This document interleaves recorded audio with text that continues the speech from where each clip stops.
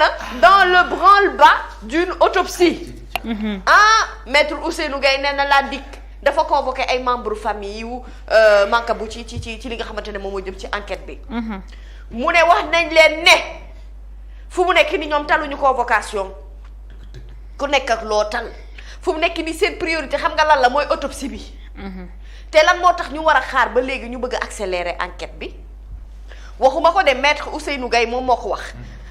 mu am yeneen yoo xam ne itam wax nañ ko par exemple maître Patrick Kabou mu ne convoquer la famille et les proches de monsieur François Mancabou. mu ni se rendre à l'hôpital principal ce matin on leur annonce que le corps est à l'hôpital CTO depuis hier excusez-moi je ne lis pas très bien na écriture di dafa sew mais li mu bëgg a wax rek mooy ñoom fu mu nekk ni ñu demoon hôpital principal ñu wax leen ne corps François Mancabou nekkatu fa ma nga ca CTO depuis hier donc journal bi daal ci wàllum autopsie boobu nga xam ne moom lañ doon waxtaanee ci suba ba léegi ci la xëy tey ci suba alors Ousmane Sonko à Kaolack législative 2022 moom nee na Ousmane nous avons en face de nous un régime qui a fait trop de mal à la population régime bi li mu teg ci ay mettit askan wi dafa bëri. dafa bëri torop bëri na bëri goo xamante ne yenn nii kenn mënu ko seetaanee noonu alors mu ngi nii rapport emploi bi 1146 emplois perdus en 2021 alerte quotidien ñëw ci campagne législative du 31 juillet journal bi nee na un nocif parfum de violence à nouveau dans l'air. campagne bi tàng na de paasan. campagne bi ñu ne 5 personnes am nañ ci ay gaañu ci ay affrontements yoo xamante ne am na démb ca Kaolack. démb Kaolack nag tàngoon na. waaw dañoo daje quoi. dañoo daje diggante Yewwi ak Benno. man na xam naa ci leen ku yóbboo léegi. non ay provocation du ci ñàkk. ñaari caravane bi daje moom musta ñàkk ci campagne nag. buñ fi nekk di diaboliser naan Yewwi askan wi ñoo commencé indi ay problème ak yooyu noonu wax dëgg yàlla campagne yàgg nañoo gis loolu. lu bees campagne ak cooki ñoo ànd. non loolu moom yàgg na Sénégal. ñi koy organiser mën nañ ko bañ a provoquer mais c'est les militants. bu ñu croiser foofu moom foo jaar dara am fa. c'est à éviter. lenn de xam naa ko jara éviter la mais yàgg na fi tapet boo melee ni man. man mami 2012 benn garde corps Cheikh Bamba Dièye. dóor na ma fi tampon boo xam sëñ bi Saint-Louis. waa jëlee dama sukk ci kaw tali bi. ay yow kii rey na sama xarit man lay sànn aw ma doole. non c'est waa ji damaa romb bi mu nee ma teel. wuy. foo punkal moo xam ne. yaya. non. Paasan looy dee. damaa sukk. Paasan xanaa mbaa du ngelawam rek xaw na la rek. non xoolal genre yooyu nag mooy tax gars yi di xeex. parce que kooku moi j'étais avec Cheikh Tidiane Gadio Cheikh Bamba Dièye di caravane dañoo rombante mais comme ñun dañ doon dox ñoom ñuy dox. mu tamponné la. nga gis nga waa ji bi mu nee ma teel. damaa sukk. léegi bu ngay nekkee groupe nag xëy na jolli. damaa sukk. heureusement ba ñaari leaders yi ay nit lañu. Gadio ak Cheikh Bamba Dièye dañu mujj après ñu taxaw foofu saafonte. kafre ku ne dem loolu moom moo apaisé affaire mais buñ ko defutoon cooki mën na fa am. c'est ça lenn de bëgg naa la ko leeral looloo tax ñu naan la booy xeex njëkkal dóor buñ la njëkkee dóor yow perte nga. non kee xajut ci man kaay ma wax la ban dóor a gën a metti soose. dóor bu la bett dóor boo calculé wul. punkal mais. sama waaja doon na jël défense benn maire ca car rapide ba de bi joteeg apprenti ba. nga ni ma. waaja xeeb loolu apprenti ba. jóge ca salon wu car rapide ba xam nga car rapide da am salon. waaw boo duggee nii am na aile gauche ak aile droite boo duggee ba ci biir salle baa nga fa. waaw mu jóge ca salon ba jàpp ci moom naru woon sax dóor apprenti bi da doon wax rek ne ko apprenti bi joxal teggin maire bi ndax kii sa yaay la moo la mag ak loolu apprenti bi may ko fu muy waxee nan la ko de yow apprenti ko ne rang bi mu ko dóoree maa jéeri bi mu ne ko fëggal may ma wàcc. apprenti bi daa fëgg car rapide bi paasan xullil fii apprenti bi fa cëppeeloo rek jël position armé wu. waa ji wàcc nank ne ko kon man ngay xaar ni mu doon seeti mool bu mu toog ndax boobu da doon miir kooku talu xeex. yaa ngi dégg. xeex buñ la bett dóor la te tapet du dem campagne je fais une annonce officielle ici vous les tapettes restez chez vous. mami maire bi ngay wax noonu ne participez pas à la campagne. waaw d'accord ci car rapide bi. lala. dara ayca. bu leen dem ca campagne bu ngeen tàpp da nga bëgg wax ne man la. non mais non jamais. je ne ferai jamais ça moi. est-ce que bés bi le jour entretien la am bu rëy a rëy ak ndekete man samay noonu rek laay liggéeyal. entretien bu mag ak tête de liste Benno Bokk Gis-Gis waa Pape Diop moom élection ba élection laa koy séen man Pape Diop dama koy gis lool Pape Diop retourne au Sénat Pape Diop nag man su ma doon moom dina bàyyi xoolal sama càmmiñ bi Moussa Diakhaté mu jël le relais parce que Pape élection la Pape di génn Pape ñun bu dul élection duñu ko gis Moussa Diakhaté nag dinañ koy gis ci ay plateau mu am ay idées yu pertinentes dinañu ko gis macha allah muy ndaw lu xarañ ci li muy def Pape bàyyi xale yi ñëw ko Mamy Samb parce que Pape Diop bi daa yor lu ñeneen ñi yor moo tax muy diriger nettali naa la fi keroog bi paa yi dajaloo dem ci Moustapha Niass ne ko léegi vraiment mag nga dañoo bëggoon nga bàyyee ñu parti bi ñu doxal Niass ne leen aja bismillah waaw weer lañ ca teg paa yëpp ñëwaat ndax lan parti delloowaat ko parti bi parce que li mu ciy def ci xaalis moom rek moo ko man moom rek moo ko attan nos partis là ça bouffe de l'argent hein ça bouffe énormément d'argent li tax gars yi bu ñu ko créé di bumi parce que ñoo ciy def lu ci kenn defut noonu la de kon Bougane Gueye Dany mi moom kon am na xaalis xanaa kon pour parti am na xaalis kay en tout cas Bougane Gueye Dany Babacar Diop ñu ne c'est farouche opposant de Macky ñoom ay opposants yu tar lañ bon Bougane Gueye nee na day woo Sénégalais yi ngir ñu barrer la route kan Macky Sall pour lan 3e mandat du fi am Babacar Diop nag mu ngi wéyal bataayam bi xeex mi nga xamante ne am na ko contre le pouvoir te nee na ñëpp voté Yewwi ñaari opposants yii Ousmane Sonko mu ne 2 opposants que Ousmane Sonko considère comme des freins à son ambition Ousmane Sonko dafa jàpp ne Babacar Diop kon mu ne ak Bougane Gueye ci selon Dakar Times ñoom daal ay dañ koy baare bon comment. moom moo ko wax. journal Dakar Times moom. pourtant Babacar mi il se réclame toujours de Yewwi vraiment. man nag bu ma sañoon ñu retrouver wu régler ce problème là il est à la roue. waaw parce que à la roue wallaay parce que Thiès quand même Thiès. xam nga gis nga la fa xew bërki démb. loolu moom dañ ko war a régler rapidement. très rapidement parce que sinon rek mën na am différence bu mu def ci élection yi à Thiès. te moom il se réclame toujours de Yewwi kii nag moom laa xamul moom fu mu taxaw. waaye Babacar kii borom mbaxane mi. moom de temps yi dafa téye buzz bi sax législative 2022 Bougane Gueye Dany ñu ne entre en campagne ñu xolal fukki raison yi war a tax ñu bañ a voter Benno Bokk Yaakaar def na benn réquisitoire de feu. contre coalition présidentielle. bilan négatif bu Macky Sall moo ko dressé comme prétexte ngir ñu sanctionner Benno Bokk Yaakaar. mu ne nag dafay woo pour ñëpp ñu àndandoo xeex li nga xam ne moo jëm ci 3e candidature anticonstitutionnelle nee na ñu voteel Benno. day tax ngeen jël Macky def ko roi rek def ko buur te loolu warul mën a ne moo tax Bougane fu mu nekk nii poñe na bës bi direct news moom la xëy daal di fësal tey ci suba gi. ñëwal ci enquête quotidien ma xool affaire François Mancabou ñu ne circonstance su autopsie bi moom la journal bi ñëw maître Mamadou Diallo bu leen ko fàtte mooy avocat famille yu Mancabou mu ne autopsie bi dañu ko def en l'absence du médecin bi nga xamante ne famille bi moom moo ko désigné. mu ne c'est l'ordre des médecins qui a choisi les médecins légistes docteur Boli Diop nag président bu ordre des médecins mu ni nous avons fait le choix def nañu tànneef bi et nous l'avons communiqué aux intéressés te wax nañu ko ñi ko war a xam. docteur Bari Diop mi nga doon laajte yow sànq moo jiite ordre des médecins yow Pa Assane. ayca ñu ñëw ci beneen yéenekaay critique journal législative yi 2e semaine de campagne journal bi nee na le débat à la ramasse foofu ca Kaolack Ousmane Sonko de dafa dajale ful bu doya war. dégg naa ci sax ci commentaire bi ñuy wax ni xaw ma porte-parole xalif bi daf ko doon ñaanal ak yeneen yu ni mel. alors mais foofu nag am na violence au menu de Medina Baye ndax sonowu Benno Bokk Yaakaar bi dañ koo vandaliser Cheikh Mbacké Bara Dolly mu ne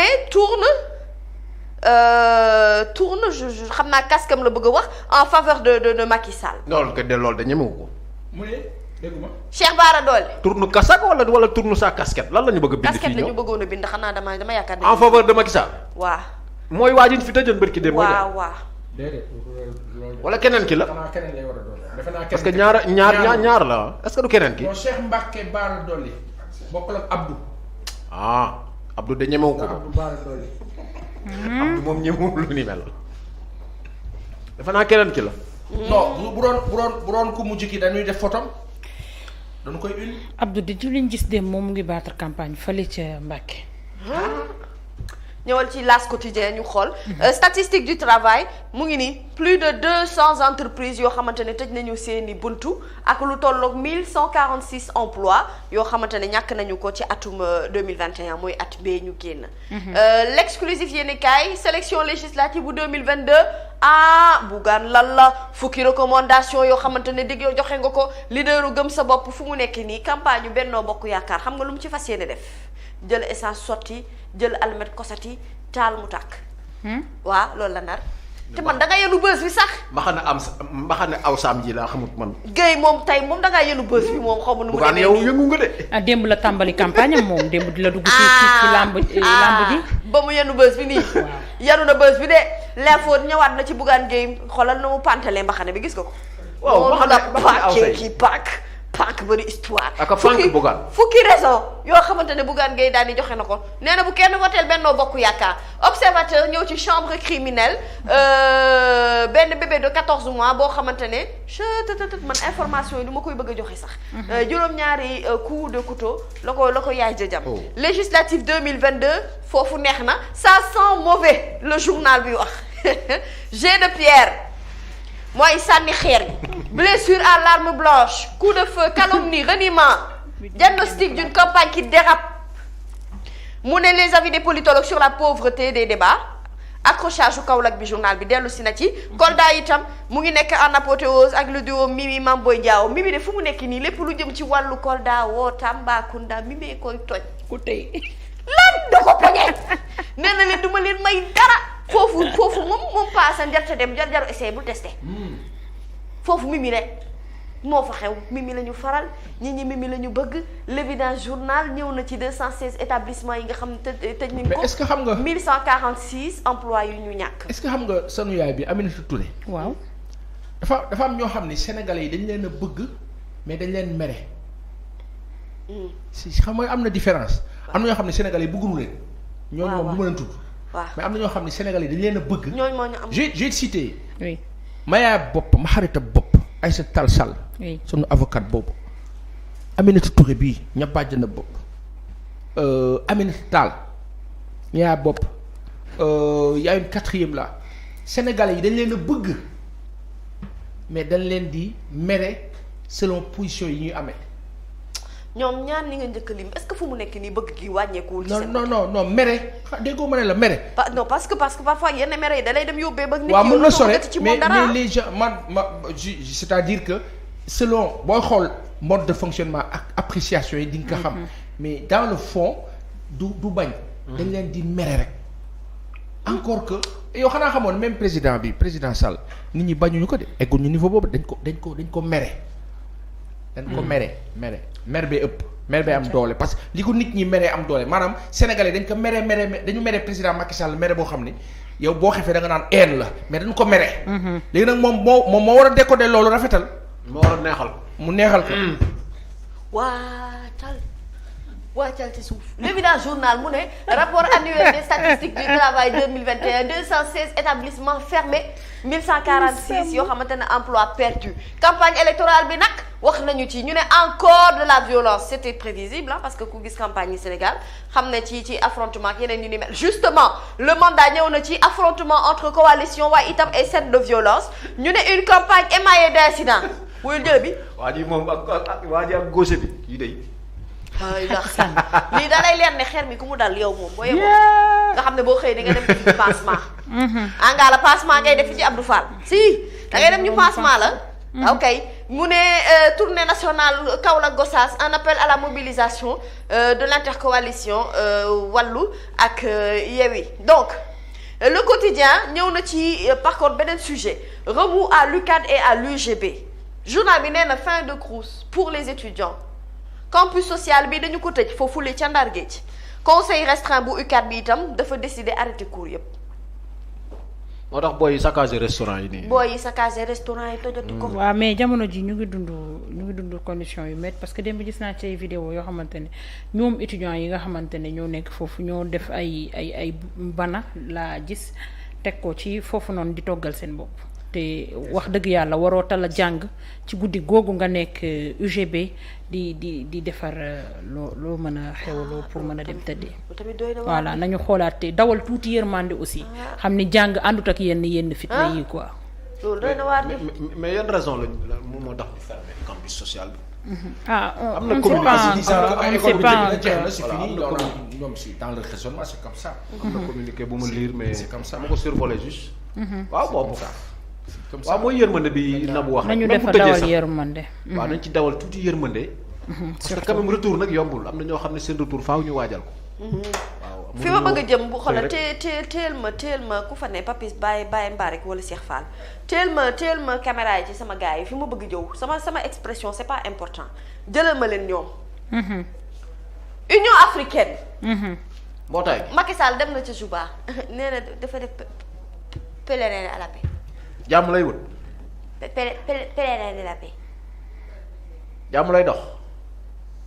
yàlla na ko am jàmm de moom la ñëpp bëgg waaye mami benn paa nee na ma benn mag nee na ma benn mag nee na ma yow sa dëkk ñu ngi yaa ngi faat sa waa dëkk yéen a ngi faat seen réew di leen faat naan yaa ngi doxi jàmm di faat dama xam réew mi tàkkat ngeen di faat nit yi bis bu jot bu nit ñi ne dañuy marche ngeen di da nga leen di dóor bal yow kay jàmm ji ok fi mu ne nii jàmm ji taal sa dëkk di doxi jàmm ci fa ca des. yow nga ne mag nee na. paa bi nee na ma boo bëggee am jàmm. waaw. maanaam boo bëggee dund ci jàmm. ngay def jàmm. di dox jàmm. dëgg la di wax jàmm. wallahi. waaw nee na ñett yi moom fekk yaa ngi ci jàmm rek nga am. waaye yàlla baax na yàlla na defal jàmm ñun ñëpp. allahumma ci fekkee hectare aywa quotidien national Le Soleil ñëw na ci actualité tey statistique du travail journal bi ci la wax nee na ce que révèle rapport 2021 xoola lire leen ngeen wax man léegi yéen lan ngeen remarqué. journal bi nee na ce que révèle le rapport 2021 1320 déclarations d'accidents de travail et de maladies professionnelles 69 866 contrats enregistrés 2918 établissements contrôlés 600 cas de conflit au tribunal wax leen ma lu ngeen constaté. non le constat mooy ñoom ils ont préféré mettre l'accent sur l'aspect positif. plutôt que les entreprises fermées. yow jànkat gu mag nga woon. bu mag a mag ndaare laa daan jël wax naa la ko fii. déedéet yow bu ndaare yëpp doon jël ni yow xanaa kon yow. mos tëjal ndaare il a une très bonne lecture. ndaare buntu loolu noonu laa daan jël. kon seetlu ngeen ne moom Soleil moom am problème. non moom emploi yi ñu perdre 216 kii ñu. loolu du information ci moom. mais xoolal ay titraayam Soleil moom fenn mettiwul Sénégal nag. ma wax bu soutenir ko nii jàppale ko nii woo sapeur-pompier mu téyel ko nit ki mu lonk ko nii ñu àndandoo ni ñool. non day wane ne état mooy sapeur-pompier. témoin. kii du Racine. l'image parle. audiovisuel public. journal bi nee na faut-il brûler la RTS ndax dañ ko war a taal bu leen waxati. déedéet waaw lii pour lan devant normalement être un médium de service public d'accord na la RTS est devenue un médium de service privé fonctionnant avec des capitaux publics mu ni puis un instrument au service du président de la République et de son parti le tout fonctionnant ak sunu ay impôts ñun sous la houlette d'un directeur général boo xam ne retraité na depuis Mathusalem et se comportant comme le ministre de la propagande Nazi yow li nga wax Racine rëy na de. c'est kii kan la. jafe na dindi li mu wax yëpp waaye nag soxlawul ñuy taal. Pape Ndiaye maa ngi laa nuyu grand. maa koy nuyu grand Pape Ndiaye ñu ngi koy ziar bu baax. le grand journaliste. daaw di la ziar. aide à la presse. ils ont donné à tout le monde témoin. ah oui pourquoi parce que témoin ne serait pas d'accord avec. rangé wul ak ñoom. témoin bi xulil ci histoire. yow loolu war nga ko. mais lan moo tax. non dégg nga wax la. témoin bi ci histoire. ki ko moom Mamadou Oumar Ndiaye. oui. bokk na ci ñi dalal président Macky Sall bi parti démocratique sénégalais dalal maanaam kaay on t'intègre. mais lan moo tax ñuy jox ñëpp. bàyyi mais parce que il n'est pas en accointance parce que moom dafay bañ Mamadou Oumar Ndiaye dafa lànk. mais ñoom moom xaalis bi ñuy joxe. loolu réew mi. non gis nga ñii. yow sax ma bëgg a wax sax maanaam yow sax ñaata entreprise nga bokk ñu dugal fa aide à la presse te yow gisoo tinoo déggoo xeetu xaalis bi sax xeeñu la. looluy aide à la presse bi nag ak a bari coow. ñaata yoon yow xoolal riir mi da lay dul këf rek ñu ne foo mën a xet bi du la sax xeeñ. non agent yi duñ. te aide day dugg ci kër gi am na ñu muy dugg de di dugg de.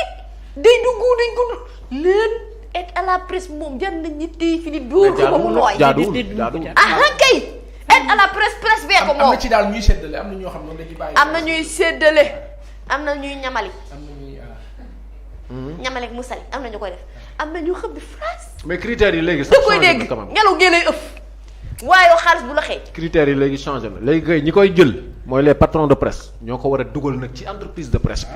te bàyyi di ko dugal seen poche yi ak seen propre mais compte kon bu ñu ko bancaire joxati patron de presse yi kon. parce que ñun xam nañ ci dara nag. mais kon bu ñu leen ko joxati kon ñoom. nañ leen pourquoi ko pas contrôler recenser bu leen ko ñi nekk ci presse ñëpp di leen ko jox directement. ah kuñ koy jox vraiment nañu waxante dëgg. ay yow témoin mi li mu yàq waa ji yow. la titre bu rëy na de. ilaha lii de kaasum lëwal la goo xamante ne ni lépp a ngi ci. waaye bu ko def sama xel ci si. lépp a ngi ci. mami nag yow vraiment. xorom pool ay tout. ay naankati war nga dong nga fi toog nga fi. tout lëwal bi dañ koo togg ba mu ñor def ci toq suukar. législative 2022 le vrai journal. oui mu ne campagne bi dañu koo bloqué la campagne bloquée loolu la journal bi wax ñëwal feneen ma xool. Les Échos rapport annuel statistique du travail waa kay nag 8211 emplois créés d'accord na 1146 perdus 216 établissements fermés liés information bi. équilibré. Cheikh Oumar Ndaw un grand professionnel de l'info. ah waaw mais lii la nag. waaw nii la titre war a mel. waaw. titre journal nii la war a mel. leer na. dafay leer. ah yow lii boo xool tu regardes rek yow defal nga sama projection. comprendre nga vite fait situation bi dugaluñu la ci ay coupe pourcentage yuy lëndëmal sa bopp di ko jiixi jaax lii dara gënu koo leer les principaux manquements des entreprises ñu ne non affiliation des travailleurs à une IPM. dëgg la wax naa ko fi sànq IPRES. dëgg la ak CSS. dëgg la. xoolal journal bi yamu ci de dafa ñëw ci affaire François Mancabou mu ne autopsie bi effectuée à l'insu de sa famille. résultat yi ñu ngi koy xaar incessamment avocat yi ñu ngi dénoncé benn précipitation famille bi itam écarté wul mu contesté li nga xamante ne moom mooy résultat wu expertise bi waaye di journal waaye ñaata lay jar lii. les échos ñaata lay jar.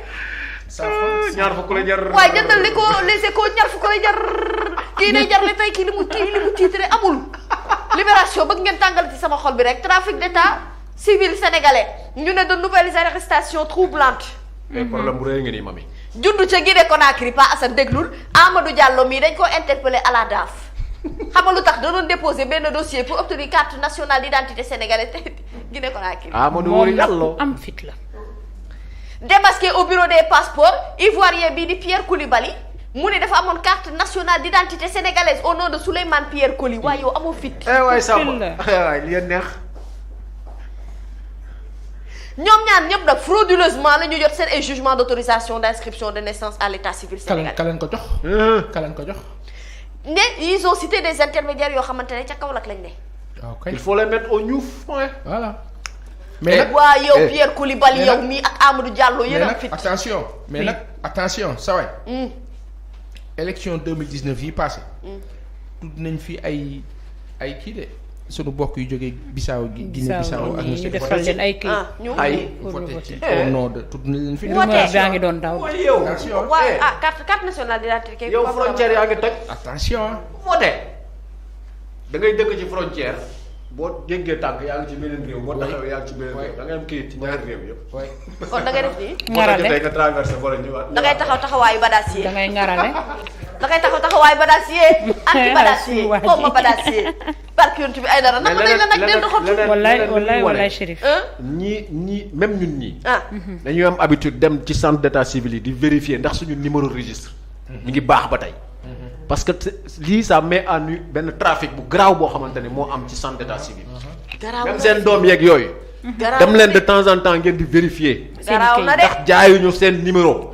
leen jaay da ngay ñëw wut non da ngay ñëw di wut kayit ñu ne la non sa numéro registre nekku fi. ci que wala sa yow sa numéro ñu ñëw fekk ci beneen tur. ay il faut vérifier. loolu garaaw na di. bu mu garaaw ba baax na ngeen fàtte ne campagne bi tamit mu ngi jël enveloppe lii quotidien moo ko wax waa Alioune Ndoye moom leçon bi kañ lay jeex mu ngi koy joxe ba tey de. Guy Marius Sagna lay jox leçon ñu ngi classe génn guñu. Barthélémy Dias plutôt Guy Marius nag dafa gagné son premier pari de la Casamance réew mi quotidien campagne média corrompu mu ne ay affrontement yu am ci diggante Yewwi Askan Wi ak Benno Bokk Yaakaar ca Kaolack état bi nag ñu ngi leen di woo ngeen ñu assurer sécurité candidat yi. Aar Sénégal itam bëgg na benn groupe parlementaire bu fort Mimi Touré nee na politique moom mënuñoo diviser. waaye Sonko annoncé na liste rouge. ci lan. annoncé na ko de xam naa waa ji moom dafa bëri ay pexe bëri ay clé waa ji ay clé moo bëri. torop non non c'est de la politique. ok communication politique. Sud Quotidien demande sociale gouvernance respect de l'état de droit journal bi nee na ces arbitres du scrutin journal bi ci la ñëw affrontement Kaolack yi itam wax nañ ci alors ñëwal ci beneen yéene kaay ma xool tribune Bougane Gueye Dany say fukki raison wallaay ci suba ba léegi yow Bougane lan la qu'est-ce qu'il y a Vox Populi téye nga bës bi yaa ngi may énervé tout doucement Vox Populi lan la Bougane qu'est-ce qu'il y a Gueye maam goo qu'est-ce qu'il y a yaa quoi dar Macky Sall rek na dar mendra waaw mu ngi noonu Bougane ak a pànk mayu ko dara pànk Gueye maam góor pànk nga tibb na fi tànk Bougane loo xalaat def na ko ci réew mi tibb na fi tànk créé fi jokko ak Macky mu tudde ko lan looy wax Ahmed fan yi nga ni Ahmed bi mu jógee Sébikotane ba tey defa indi ali pànk gu tar pànk man gars yi xamul sax ñu pànk xoolal Ousmane Sonko dafa pànk Ahmed pànk Gueye maam góor mi tamit bëgg benn yóbbaale leen ma ci démb dafa génne sax benn wax bu bees campagne am yi te du ma ko munta Ousmane non démb dama koy sànni ma réew ba bëgg a dee dafa pànk daal pànk bi ngay wax a nekk ci ñoom dañoo pànk avocat François Mancabouy ñu ne font feu de tout bois ci controverse bi nga xamante ne am na ci deewu ki nga xamante ne moom dañu jàpp ne dafa bokk ci force spéciale bi xool ko déedéet war ko ci jeex million de déedéet ñëw ci Bougane yow Gueye maam góor ñëw ci Bougane yow sama xarit nga sa waay ne nga Walf Quotidien poñu bës bi nii rek nga doo ko bàyyi la Walf Quotidien mu ne milieu du travail 216 entreprises fermées en 2021 Soudan du Sud nag Macky Sall ma nga fa mais dafa yóbbu boppam en sapeur pompier daa dem pour fay lakk gi waa neex naqari pas asal looloo am ñëwal fii kay journal record maa ngi doon xaar ba gis fi Bougane Gueye Dany bu ma gisee kii dama tiit pour ma Bougane la sax déedéet record exclusif mu ne CAN CAF infrastructure organisation coopération journal bi nee na le président de la FRMF Fouzi Legja mu ne à cœur ouvert li ci journal bi wax yëpp bëri na nag Seyni Ndir Seck responsable foot féminin ci fédération sénégalaise bu football mu ne naka la ñu mën a fexe ba bâtir benn équipe nationale bu solide alors Rewmi Sport ñëw ci couverture médiatique bu Qatar 2022 dañuy dem de paasan soose Nabou Cor ñii dem dañuy jël coupe bi inshallah équipe technique bi nekk ci ginnaaw ñoom Papis ak ñoom ñi ci des Cheikh Fall ak Baye Mbari dañuy dem de non man mën naa toog quoi mais yéen bu ngeen demee fexe leen ba gis Karim Wade dañ koy indaale nee leen ko na ñibbisi na ñëw dañuy jël coupe bi indaale bu lankee sax forcé leen ko mu ñëw yow kii kaay ma wax la loolu koo koy battale yéen ñi war a dem Qatar yéen ñi kaay ma wax la kii réussir mission boobu Karim dafa yor ay chantier foofu dafa yor ay liggéey waaw Karim talul Sénégal waaye dama daw yónni ko waaw du ñëw vacances delluwaat yónni ko Karim moom waaw léegi moom comme dañ ko fay génne ne bokkatu fi persona non grata ñoo ko invité waaw da ngay ñëw par force de waaw léegi ñëw seet si ñu léegi yow bu ñu na ñëw seet si ñu ñu daggal ko billet mu ñëw seet si ñu pare ñibbiwaat yow dama si Karim yow bu ñu demee Qatar yow ci Karim ngay dem yow Qatar gi yow ci Karim ngay dem d'accord naa waaw yaay dem non xanaa dina ñëw stade seetaan si match yi laa fokk bañ a seetaan wax dëgg yàlla soo se nag adama nag commencé ñu ñaaxoon xanaa loolu mooy kon appartement bi mu ne xam kër ga mu dëkk te Qatar ñëwee koo génn moo ma jaaxal doy na waar de en tout cas ANPS fixé na ay modalités d'accréditation ci li nga xam ne mooy couverture ma Qatar 2022 ANPS gi da ngeen sóoraale 2A TV dafay dem waaye mami Qatar Karim ndax bàyyiwu fa boppam tamit ndax bàyyiwu fa boppam waaw wala soose de moom dafa mel ni waaye moom bañ ne dafa dem ba tey tamit dégg caméraman yi sénégalais yi ak photographie match Sénégal moom fexe leen ba bu leen Karim Wade rëcc ci stade bi waaw mais nag dem Qatar ba ñibbisi te amoo sax xanaa dina seetaan match yi wax dëgg yàlla bu bëggul wax nag non ñun ñoo toog seetaan dañ koy indaale yow sa bopp yow yaay dem ñëw ci Karim te yow boo demee Karim nga wax yow Pa Assane ah. fii Qatar bu fa demee seetaan coupe du monde ma fay yóbbu. sekki sa ginaar xam naa li nga mën xam li nga capable. xam naa sa capacité fu mu toll. xam naa xolal sa façon communication fu mu toll xam naa sa xare fu mu toll tubaar fakàll macha allah law la cat sama xaalis xii na. sekki da ngay dem te boo demee da nga jàkkaarloo waat te boo ñëwee di nga indi. bu yàq énergie. kii bu tegoon tànkam Qatar. ba deretu journaliste bi yeew. man ne damay dem. Qatar ga kenn mënut a wax ba. bu ko Karim warul sax dina ko wër ba génne. Qatar moom ngàttaan bu ñu seen muy ñëw rek nañ xam ne. moom koy xam nga lu ma jaaxal. xanaa mu ñàkk a teg tànkam Qatar. nëbbutu gi mu nekkee la xamut luy ndayam. xanaa di nga seetaani match yi laa ko. dañuy yëngu fan yi ay ca. laay oui après plus d'1 mois de mercato Stade nee na gaynde yi nga xamante ne ñoom ñoo nekk ci impasse bi bokk na ci Gana bokk ci Bouna bokk ci Iso Alfred Gomis nag départ forcé la def. Saliou Ciss dafa libre fu mu nekk nii Abdou Diallo Bouna Sarr ñoom ñëpp dañu bëgg gën a jouer Kouyaté ndax Turquie la jëm laaj la bu journal bi samp. Gana ak Loum Ndiaye ñoom fu mu nekk nii dañoo indécis amaguñu tànneef gu leer. Ismaïla Sarr ak Boulaye Dia à la relance Keita Baldé fu mu nekk nii amagul club. waaye lu coow li neex bu ngeen fàtte ne Sadio Madio mii dafa ambitieux ba tey ca Bayern te nee na xam nga lu ko tax a jóg. gagner tous les titres possibles. mën naa ne très bien. te mën naa ne arrivé en première ligue à 31 ak keneen kaa ngi nii moom moomee bés bi Koulibaly. la soif de trophée majeur. dem Liverpool doon joué. Barkaati démb. Barkaati door 4-0. moom ak Benfica su ma juumulee wala. mais waa ji ne moo remplacé Sadio Mané est-ce que loolu dëgg la. internet yi du ngeen ma leeralal. kooku tamit de wax dëgg yàlla en tout cas. xanaa ñu reetaanaale rek. waaw su ngeen paree ñu ñëw ci làmb ji. ayca. li alaaji naan dem naa ci làmb ja sunu làmb nee na après 4 ans d'absence à Fass. Gris commencé waat na entraînement bi hier xoolal Gris sous la conduite de Kati Diop fu mu nekk nii commencé na ko. mu ngi entraîné mi ngi ci forme de. très bien. mi ngi ci forme de. Fass. baal leen ma équilibre mi man dafa migré ci Iba Mar Diop abandonné Sakoura Badiane Tafa Gueye zappé nañu ko. promet moom dafa promet de s'absenter le 7 août mu ne le 7 août du ca ñëw un dëpp. déedéet foo jëm. rab yàlla bañ mu yëngu. dem naa ba suba mami. un dëpp annoncé après le combat. maam pare nga.